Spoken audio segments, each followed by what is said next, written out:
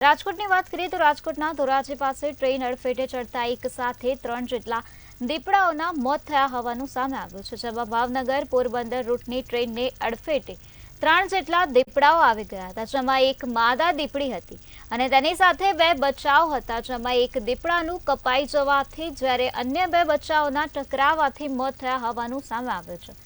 આ ઘટના બનતા ટ્રેનને તુરંત રોકી દેવામાં આવી હતી, જેના કારણે મુસાફરોને મુશ્કેલીનો સામનો પણ કરવો પડ્યો હતો। આ ઘટના અંગેની જાણ થતાં ફોરેસ્ટ વિભાગ પણ ઘટના સ્થળ પર દોડી આવ્યું હતું અને આ મામલે આગળની કાર્યવાહી હાથ ધરી હતી। ઘટનામાં એકચ્યુઅલી એવું છે, અમને જસ્ટ રેલવે તરફથી જાણ થઈ કે આ રીતના દીપડા 3 છે અને એ કપાઈ ગયેલા છે, એટલે અમે લોકો હજી હાલ સ્થળ ઉપર આવ્યા છે। હજી પીએમની ને આગળની પ્રોસિજર કાર્યવાહી કરવાની બાકી છે। પીએમ રિપોર્ટ આવે પછી ખબર પડે।